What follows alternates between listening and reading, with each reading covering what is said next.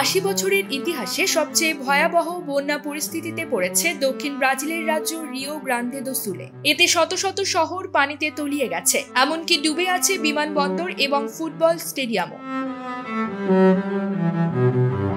দুর্যোগের মুখে পড়া একটি বিমানবন্দর সাময়িকভাবে বন্ধও করে দেওয়া হয়েছে।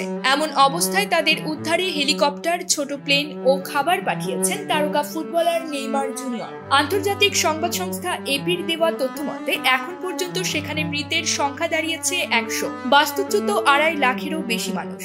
বন্যায় অন্তত 130 জন মানুষ হারিয়ে গেছে, বিচ্ছিন্ন হয়ে গেছে আশপাশের অঞ্চলের সঙ্গে যোগাযোগ ব্যবস্থা। এই পরিস্থিতিতে তাদের পাশে দাঁড়াতে উদ্যোগ নিয়েছে ব্রাজিল ফুটবল ফেডারেশন। ফান্ড করতে তারকা ফুটবলারদের মাধ্যমে বার্তা দিচ্ছে সামাজিক যোগাযোগ মাধ্যমে। অবশ্য বন্যা শুরুর মুহূর্তে ত্রাণ সাহায্য পাঠিয়ে দেন নেইমার। রিও প্রদেশের জন্য নগদ অর্থ পাঠিয়েছেন তিনি, যদিও আর্থিক অঙ্ক প্রকাশ করেননি। নেইমারের অনুপস্থিতিতে পুরো সহায়তার কাজটি দেখভাল করছেন নেইমারের বাবা সিনিয়র নেইমার। ব্রাজিল তারকার ছোট একটি বিমান বোঝাই করে দক্ষিণের ওই অঞ্চলে খাবার পাঠানো হয়। এছাড়া সৌদি আরব থেকে আরেকটি বড় বিমান পাঠিয়েছেন বন্যার্তদের সহায়তায়। নিজের সাহায্যের হাত বাড়িয়েই বসে থাকেননি, সে সঙ্গে সামর্থ্যবানদের প্রতিও দেশবাসীর এ বিপদে এগিয়ে আসার আহ্বান জানিয়েছেন নেইমার। ওই ত্রাণ সহায়তার কথা ইনস্টাগ্রাম অ্যাকাউন্টে নিজেই জানিয়েছেন তিনি। সেখানে তিনি লিখেছেন, আমি যা করি বা যেভাবে সহায়তা করি তার সবই আমি পোস্ট করে জানাতে পছন্দ করি না, কারণ এ ধরনের কাজ মন থেকে করতে হয়, প্রতিশ্রুতির জন্য না। তাই এই পোস্টের উদ্দেশ্য হচ্ছে অন্যদেরও এগিয়ে আসার ব্যাপারে উৎসাহ দেওয়া। আমি আমার এয়ারক্রাফটের সকল পাইলট এবং যারা এতে যুক্ত ছিল সবাইকেই ধন্যবাদ জানাই। দূর থেকেই প্রার্থনা করছি যেন সবকিছু আবার স্বাভাবিক অবস্থায় ফিরে আসে। বাবা আমার দেখভাল করার পাশাপাশি সম্ভাব্য সব উপায়ে সহায়তা করছেন।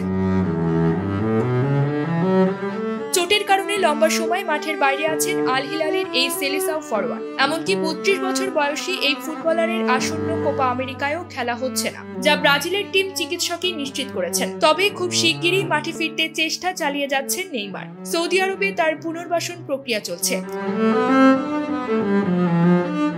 এদিকে পানি ও কাদার নিচে বেশ কয়েকটি স্টেডিয়াম তলিয়ে যাওয়ায় কনমেবল ব্রাজিলের লিবার্তাদোরেস ও সুল আমেরিকানার খেলা স্থগিত করেছে।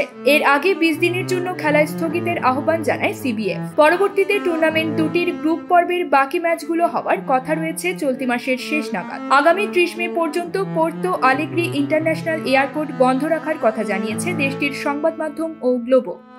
News desk, channel 16।